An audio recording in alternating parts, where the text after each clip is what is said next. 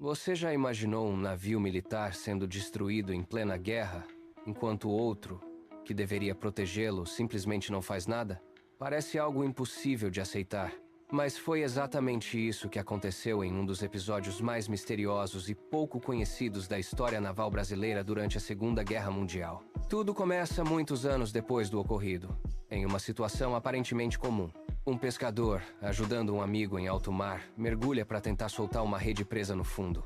Nada fora do normal, esse tipo de situação acontece o tempo todo.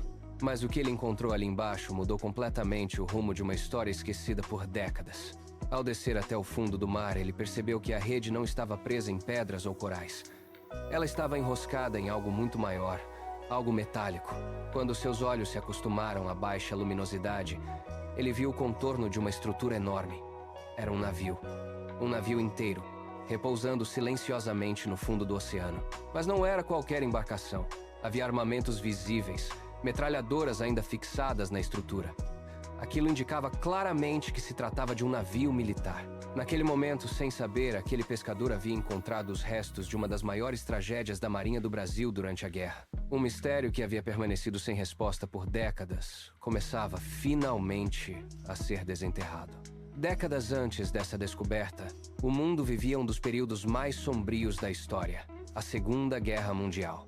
O Brasil já havia entrado oficialmente no conflito ao lado dos aliados, e suas águas territoriais passaram a ser alvo constante de submarinos inimigos.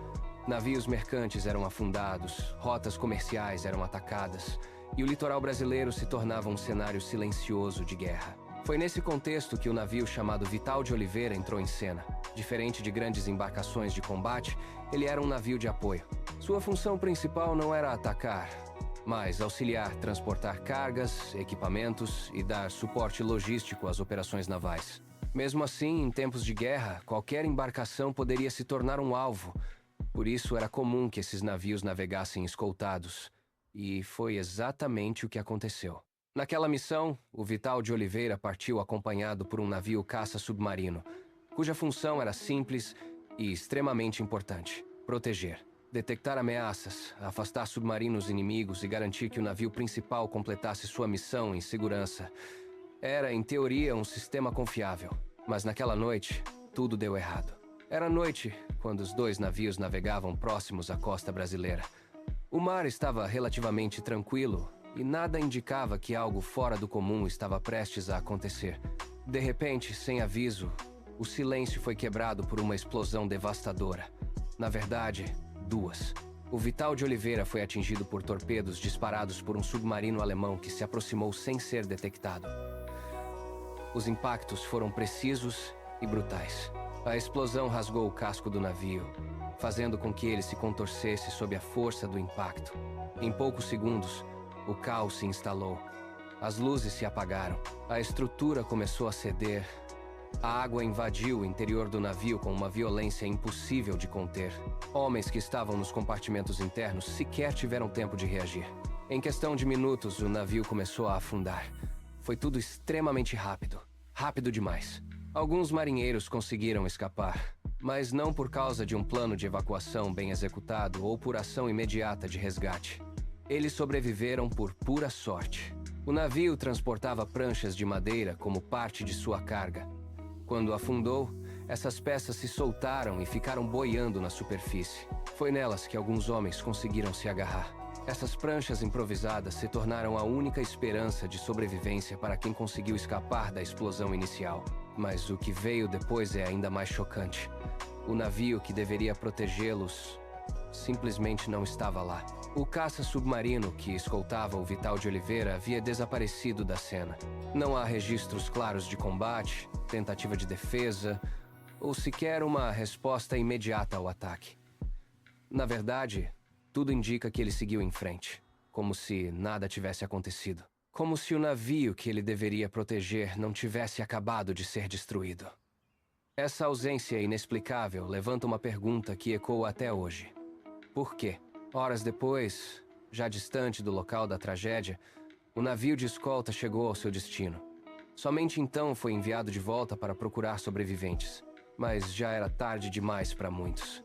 Quando retornaram à área do ataque, encontraram apenas alguns poucos marinheiros ainda vivos, flutuando no mar, exaustos, feridos e à beira da morte. A cena era devastadora. Corpos haviam desaparecido. O oceano havia engolido quase tudo. Dos cerca de 250 homens a bordo, apenas uma parte sobreviveu. A maioria perdeu a vida naquela noite. Foi a maior tragédia da Marinha Brasileira durante toda a guerra.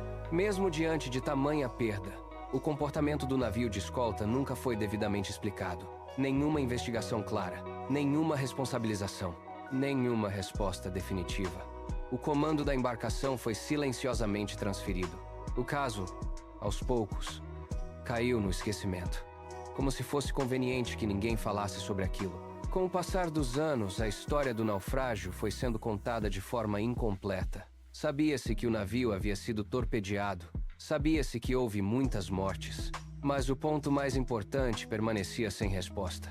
Por que não houve proteção? Por que o navio de escolta não agiu? Décadas depois, a descoberta do naufrágio reacendeu essas perguntas.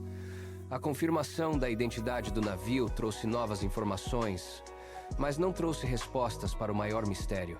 O local do naufrágio foi finalmente identificado. O que antes era apenas um relato perdido no tempo, agora tinha uma localização exata. Mas, ironicamente, quanto mais detalhes surgiam, mais perguntas apareciam. Para entender melhor a importância desse navio, é preciso voltar ainda mais no tempo. O nome Vital de Oliveira não era novo. Ele homenageava uma figura importante da história naval brasileira. E mais de um navio já havia carregado esse nome ao longo dos anos. Um deles, inclusive, realizou uma missão histórica: dar a volta ao mundo. Foi uma viagem longa, difícil e cheia de desafios. Tripulantes adoeceram, alguns morreram, outros foram deixados para trás. Mas, no final, a missão foi cumprida. A embarcação retornou ao Brasil, marcando seu nome na história. Essa tradição de nomear navios com esse título continuou ao longo dos anos. E foi justamente um outro navio com o mesmo nome que participou da identificação do naufrágio décadas depois. Uma coincidência curiosa. Um navio chamado Vital de Oliveira ajudando a encontrar outro com o mesmo nome, como se a própria história estivesse tentando se conectar. Mas, apesar de toda essa reconstrução histórica, o ponto central permanece sem solução. O comportamento do navio de escolta nunca foi totalmente esclarecido. Teorias existem. Talvez erro humano, talvez falha de comunicação, talvez medo, ou até uma decisão deliberada que nunca veio à tona. Mas nenhuma dessas hipóteses foi comprovada. E assim, essa história segue envolta em mistério. Um navio destruído, centenas de vidas perdidas, e uma pergunta que atravessa o tempo: como uma missão de proteção terminou em abandono? Hoje, o naufrágio repousa silenciosamente no fundo do mar, como um lembrete, como um testemunho, como uma prova de que, mesmo em meio à guerra, nem todas as histórias são totalmente compreendidas. Algumas permanecem abertas, sem respostas, sem conclusões, apenas com ecos do passado. E talvez seja exatamente isso que torna essa história tão marcante. Não é apenas sobre guerra, não é apenas sobre tragédia. É sobre mistério, sobre decisões que nunca foram explicadas e sobre um episódio que, mesmo após tantos anos, ainda desafia qualquer tentativa de compreensão completa.